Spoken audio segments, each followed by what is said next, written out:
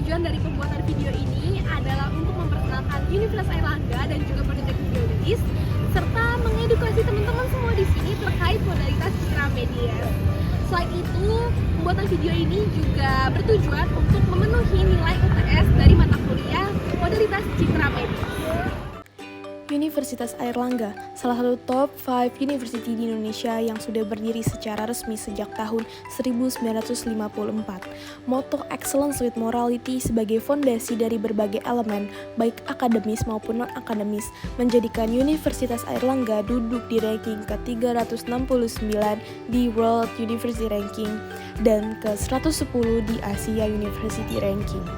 Terdapat lebih dari 170 program studi dan 16 fakultas yang salah satunya adalah Fakultas Sains dan Teknologi. Fakultas ini merupakan salah satu penyumbang penelitian terbanyak di Universitas Airlangga. Tidak hanya itu, prestasi-prestasi yang diraih juga tidak kalah dengan fakultas lain. Adapun Fakultas Sains dan Teknologi ini sendiri terdiri dari 8 program studi, yaitu yang pertama ada Statistika,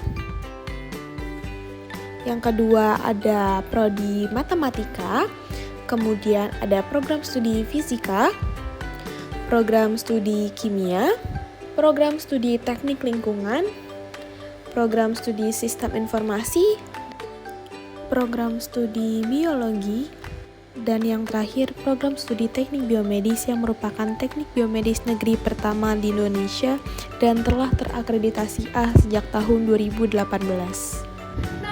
Masuk ke inti pemaparan, aku mau nanya-nanya dulu nih sama teman-teman yang ada di Fakultas Sains dan Teknologi. Yuk!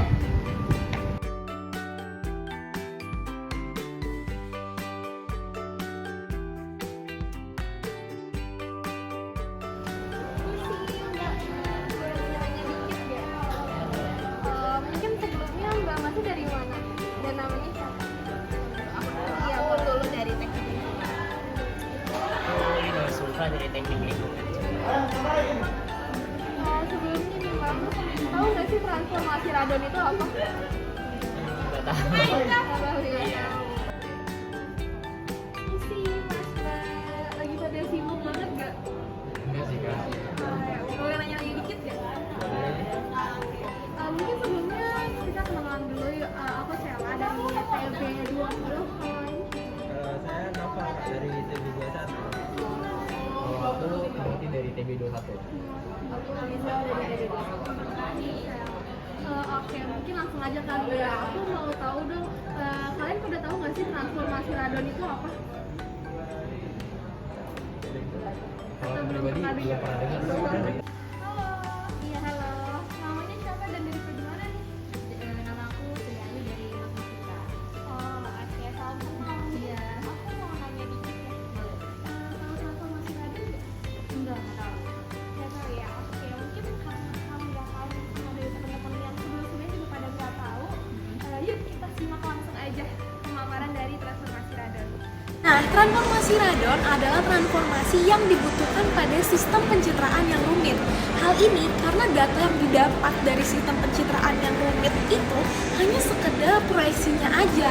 Sedangkan citra penampang suatu objek yang 3 dimensi itu harus direkonstruksi dari proyeksi-proyeksi tersebut. Nah, pada alat pencitraan terdapat sumber sinar dan juga ada detektor penangkap sinar yang dapat tumpang tindih di setiap garis jalan sinarnya. Maka dari itu, arah penyinaran harus diubah dengan cara scanning. Nah, tidak hanya itu, pada citra proyek 2 dimensi juga perlu disearahkan dengan sistem koordinat. Makanya dibutuhkanlah transformasi ke sistem koordinat Kartesian X dan Y menggunakan transformasi radon untuk merepresentasikan suatu citra menjadi kumpulan proyeksi dari berbagai sudut. Nah, transformasi radon ini merupakan transformasi integral yang secara matematis itu mengandung fungsi f dan didefinisikan pada bidang menjadi fungsi RF yang didefinisikan pada ruang 2 dimensi. Garis pada bidang yang nilainya itu pada garis tertentu sama dengan integral garis dari fungsi di atas garis itu. Nah, transformasi radon secara luas itu berlaku biasanya untuk tomografi, pembuatan gambar dari data proyeksi yang terkait dengan pemindaian penampang suatu objek, sehingga sistem transformasi ini secara digital digunakan untuk pemerataan resolusi per pixel pada sistem koordinat X dan juga Y.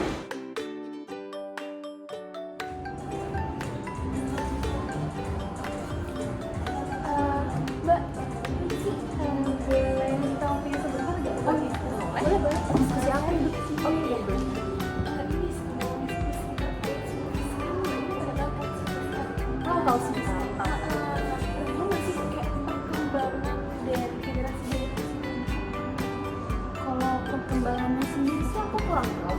Cuma setahu aku tuh ada 8 generasi nggak sih? Nah, iya nggak tahu apa. Aku kan belum.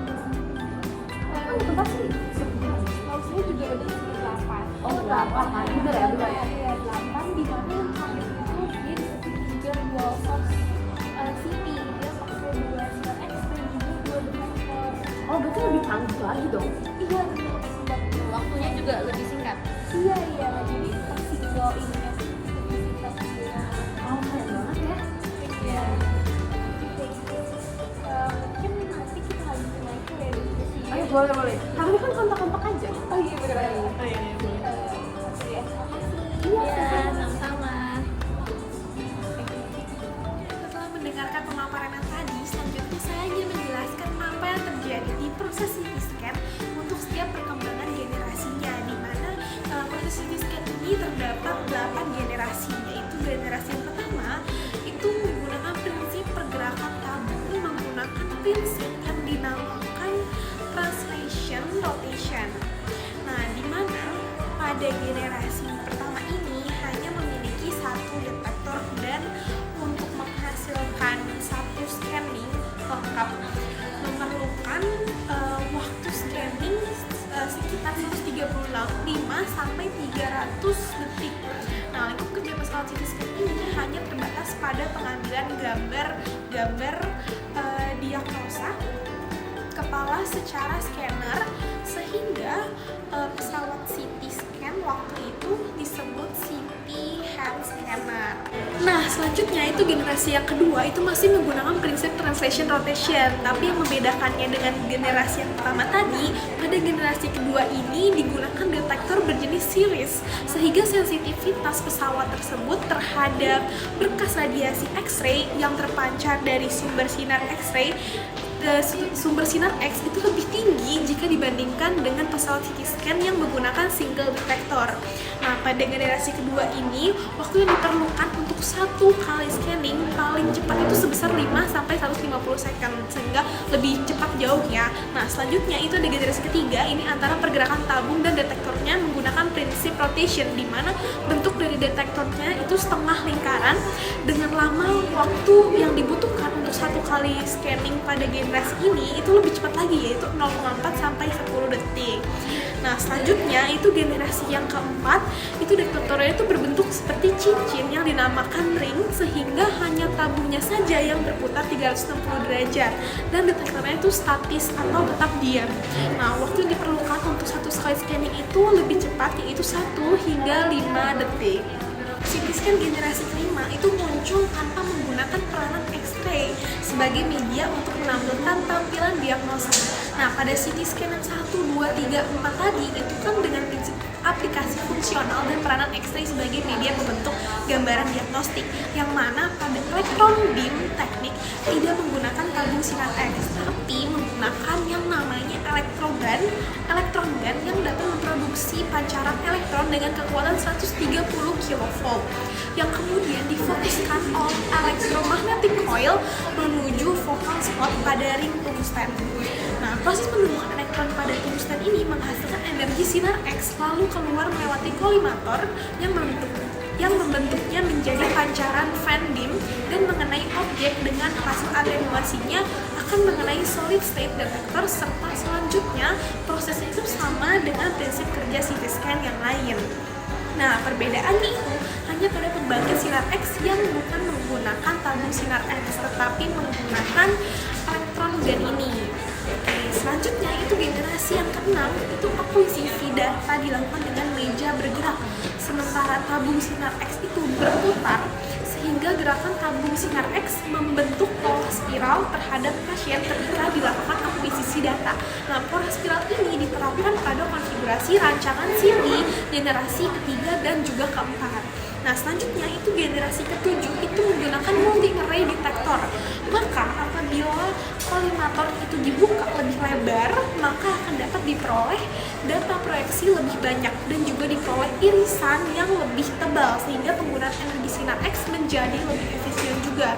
Dan generasi yang terakhir yaitu generasi ke-8 atau dual source CT scan atau DSCT itu menggunakan dua buah tabung sinar X dan terhubung pada dua buah detektor yang masing-masing tabung sinar X ini menggunakan tegangan yang berbeda.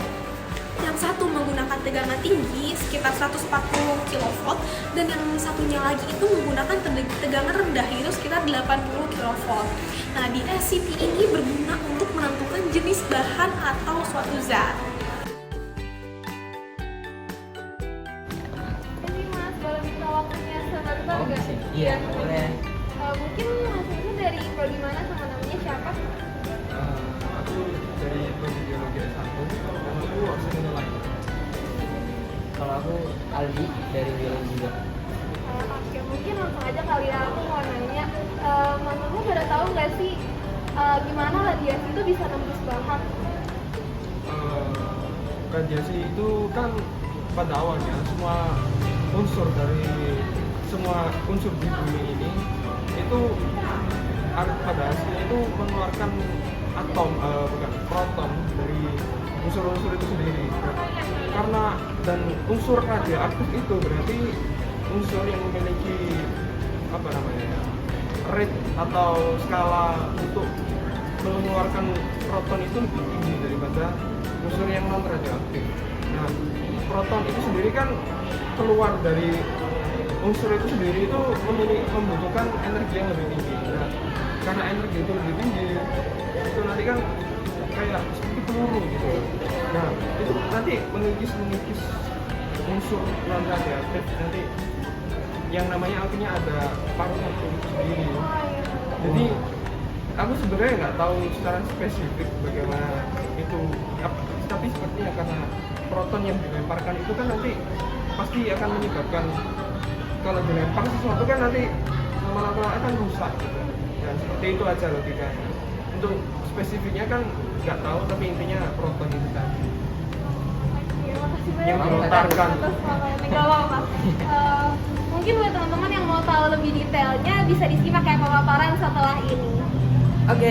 Oke, karena tadi aku udah sedikit nanya ke beberapa orang di sekitar Fakultas Sains dan Teknologi dan beberapa ada yang tahu dan juga ada yang nggak tahu. Mungkin aku sekedar sedikit mengkoreksi yang tadi sudah dijelaskan dan juga menjelaskan lebih detail lagi mengenai bagaimana sih sinar X itu dapat menembus suatu bahan. Ini mungkin langsung aja ya, gimana sih radiasi itu bisa menembus bahan dan bisa mendeteksi objek di dalamnya dan juga gimana sih perumusannya gitu.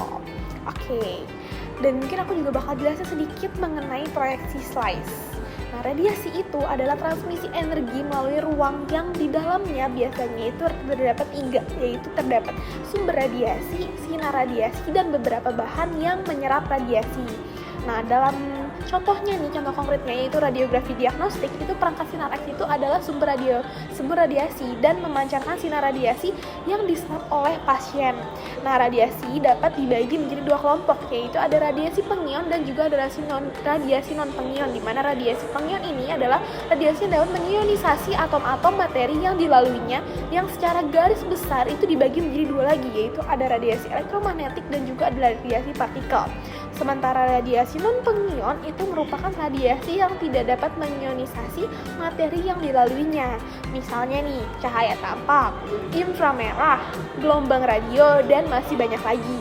Nah, interaksi sinar X ini dengan materi terjadi bila sinar X itu ditembakkan dan mengenai suatu bahan.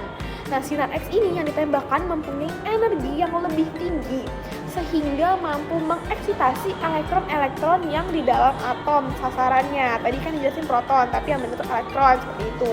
Nah, ketika sinar X menumbuk suatu bahan, ada bagian yang diteruskan, diserap, dan juga ada yang dihamburkan. Nah, pada saat foton mengenai suatu materi itu maka akan terjadi interaksi yang mengakibatkan penyerapan dan penghamburan foton. Nah, terdapat beberapa jenis interaksi sinar X nih dengan materi. Yang pertama itu ada hamburan elastis, di mana elektron itu menyerap energi dan mengakibatkan vibrasi yang frekuensinya itu sama dengan frekuensi sinar X yang datang. Nah, kondisi ini mengakibatkan atom dalam keadaan tereksitasi dan secepatnya elektron itu memancarkan energi ke segala arah dengan frekuensi yang sama dengan frekuensi foton yang datang tadi. Nah, dalam proses hamburan ini terjadi juga atenuasi tanpa absorpsi. Nah, elektron yang bervibrasi itu tetap terikat oleh inti dalam atom. Kemungkinan hamburan elastis meningkat pada elektron dengan energi ikat tinggi, di mana elektron dengan nomor atom tinggi. Nah, serta dengan energi foton yang energinya relatif rendah. Nah, interaksi hamburan elastis itu terjadi pada semua energi sinar X, namun memungkinkannya tidak lebih dari 10% dari seluruh proses interaksi. Kemudian yang kedua, itu ada efek fotolistrik. Yang dalam proses fotolistrik ini energi foton diserap oleh atom, sehingga elektron itu terlepas dari ikatannya dengan atom. Dan peristiwa efek fotolistrik ini terjadi pada energi radiasi rendah dan nomor atom besar. Nah, bila foton mengenai elektron dalam suatu orbit atom, sebagian energi foton atau Q itu digunakan untuk mengeluarkan elektron dari atom dan sisanya itu dibawa oleh elektron sebagai energi kinetiknya. Seluruh energi ini dapat dirumuskan dengan rumus E sama dengan HF sama dengan Q plus EK, di mana EK-nya itu merupakan energi kinetik, E-nya itu merupakan energi dalam bentuk joule, dalam satuan joule, kemudian frekuensinya itu F, dan H-nya itu merupakan konstanta Planck. Nah, selanjutnya itu yang ketiga adalah hamburan Compton yang merupakan suatu tumbukan lenting sempurna antara sebuah foton dan sebuah elektron bebas, di mana foton berinteraksi dengan elektron yang dianggap bebas atau dengan tenaga ikat elektron yang lebih kecil dari energi foton yang datang. Nah, dalam suatu tumbukan antara sebuah foton dan juga elektron bebas, itu maka tidak mungkin semua energi foton itu dapat dipindahkan ke elektron jika momentum dan energi dibuat kekal. Nah, hal ini dapat diperlihatkan dengan berasumsi bahwa reaksi semakin dimungkinkan. Jika hal itu memang benar, maka menurut hukum kekekalan, semua energi foton itu diberikan kepada elektron dan didapatkan rumus E sama dengan mc kuadrat pada hamburan Compton. Foton berinteraksi dengan elektron terluar dari atom. Energi foton diserap sebagian untuk melepaskan dan menggerakkan elektron, sehingga energi foton itu menjadi lebih rendah dan berubah lintasannya. Nah, foton yang mengalami perubahan lintasan itu disebut sebagai radiasi hambur, di mana radiasi hambur ini akan bergerak terus dan mengalami beberapa efek Compton sebelum akhirnya itu diserap menjadi efek fotolistrik. Nah, efek Compton ini terjadi pada rentang energi antara 0,1 hingga 3 mega elektron volt. Dan hamburan Compton ini terjadi antara foton X dan sebuah elektron bebas atau yang terikat lemah. Elektron-elektron yang dapat dikategorikan sebagai elektron yang terikat lemah adalah elektron yang berada pada kulit yang paling luar dalam suatu atom, di mana proses penyerapan dan penghamburan itu akan berpengaruh pada pelemahan atau atenuasi dari foton tersebut yang disebabkan oleh kerapatan, ketebalan, dan nomor atom bahan yang dilaluinya. Nah, selanjutnya itu proyeksi slice dapat digunakan agar citra medis yang dihasilkan dapat lebih real, sehingga dapat mempermudah dokter dalam mendiagnosis pasien atau penyakit pasien. Nah, semakin banyak slice, semakin bagus ukuran slice. Thickness yang tipis akan menghasilkan gambaran dengan detail yang semakin tinggi juga. Nah, jika ketebalan irisan semakin tinggi atau makin tebal, itu maka gambaran akan cenderung terjadi ATEV. Nah, pemilihan slice thickness itu pada saat pembuatan gambar CT scan mempunyai pengaruh langsung terhadap spasial resolusi yang dihasilkan. Dimana semakin tipis irisan, dosis radiasi itu semakin tinggi dan berlaku sebaliknya juga. Nah, pada volume CT single slice, ketebalan irisan atau slice thickness dari irisan ditentukan oleh pitch dan lebar dari prekolimator yang juga didefinisikan sebagai beam width atau BW. Nah, pada pusat bandwidth atau BW, pada pusat rotasi. Nah, proyeksi slice itu ada dua, yaitu yang pertama itu menggunakan metode konvensional slice by slice atau aksial, tabung sinar X dan detektor bergerak mengelilingi pasien mengumpulkan data proyeksi pasien. Nah, kemudian yang kedua itu ada metode spiral atau helix, di mana sinar X itu bergerak mengelilingi pasien yang juga bergerak sehingga data untuk rekonstruksi citra pada setiap slice itu diperoleh dengan interpolasi. Jadi nggak cuma tabung sinar X yang bergerak, tapi juga pasiennya juga ikut bergerak. Mungkin sekian dulu penjelasan dari saya terkait bagaimana sih sinar X dapat menembus suatu bahan dan juga proses slice. Semoga dari pemaparan ini dapat bermanfaat buat teman-teman semua juga. Boleh nanya-nanya dikit gak? Iya, tentang apa? Tentang biomedis sih. Mungkin kakak di sini bisa perkenalan dikit dulu. Kenalin, aku Arini dari FST. Aku Nita dari FST. Hari ini kan Nita. Mungkin langsung aja kali aku mau nanya, kakak pada tahu nggak sih modalitas digital radiografi itu apa sih? Kalau tahu ya, dari sebenarnya itu alat-alat medis yang menggunakan prinsip sinar X gitu kan buat memproses citra medis. Oh iya. Mungkin aku tanya contoh-contoh alatnya ya, kayak X-ray atau CT scan atau mungkin PET. Oh oke, makasih banyak kak. Nah mungkin buat teman-teman nih, kalau mau tahu lebih detailnya bisa langsung disimak kayak pemaparannya. Nah, selanjutnya saya akan menjelaskan secara detail modalitas digital radiografi, di mana radiografi digital itu mencakup beberapa modalitas pencitraan yang dimasukkan ke dalam sistem dan citra PCAS, RIS, HIS.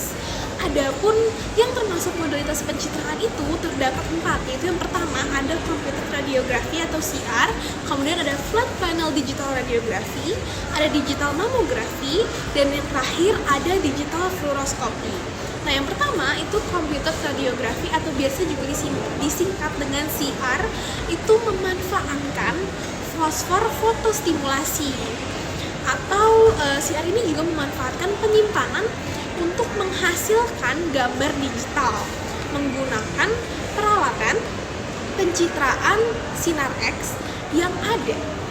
Nah, komputer digital itu digunakan untuk memproses data yang dikumpulkan, data yang sudah dikumpulkan nih dengan cara radiografi, di mana dari data-data tersebut itu akan menghasilkan gambar digital dari pasien. Nah, dalam CR ini fosfor yang dapat difotostimulasi tadi, yaitu contoh fosfornya itu adalah barium fluorohalid, dilapisi pada plat pencitraan atau biasa juga disebut dengan IP, yang ditempatkan dalam suatu kaset untuk melindunginya dari kerusakan dan juga nggak cuma kerusakan tapi juga dari paparan bahan asing, di mana IP ini kemudian dianggap sebagai detektor digital di CR gambar digital pasien. Nah, seperti itu. Selanjutnya yaitu ada flat panel digital radiografi atau biasa juga disingkat dengan FPDR. Itu merupakan sistem radiografi digital panel datar yang telah dikembangkan untuk mengatasi kekurangan dari sistem CR tadi atau computed radiografi, di mana sesuai dengan namanya, detektor digital ini dirancang sebagai panel datar dan sangat berbeda dalam struktur dan juga fungsi desain dibandingkan dengan detektor dari computed radiografi atau IP tadi. Nah, selanjutnya itu ada digital mamografi atau biasa disingkat dengan CM atau DM. Mamografi adalah radiografi untuk payudara dan sering disebut sebagai pencitraan jaringan lunak. Nah, sistem mamografi ini yang digital menggunakan detektor CR atau computed radiografi dan juga detektor digital panel datar yang termasuk detektor konversi langsung dan tidak langsung. Nah, serta susunan CCD untuk mencitrakan payudara. Nah, mamografi digital itu menggunakan perangkat lunak Computer Aided Diagnosis atau CAD untuk membantu ahli radiologi meningkatkan deteksi, mikrokalsifikasi, dan lebih ganas. Nah, selanjutnya atau yang terakhir itu ada digital fluoroscopy atau DF, yang salah satu digital fluoroscopy itu adalah untuk meningkatkan persepsi resolusi kontras dibandingkan dengan yang konvensional fluoroscopy. Nah, dengan digital fluoroscopy ini menggunakan perangkat lunak pengolah citra digital. Adapun keuntungan lain dari salinan fluoroscopy digital ini adalah pemrosesan skala abu-abu, rata-rata bingkai temporal, dan juga yang terakhir keuntungannya adalah peningkatan tepi untuk menyebutkan beberapa saja. Nah, penerapan fluoroscopy digital untuk angiografi disebut pengurangan digital angiografi atau DSA, di mana prakontras dan gambar pasca kontras dapat disubtrakan secara digital secara real time. Nah, gimana teman-teman pemaparan dari saya tadi?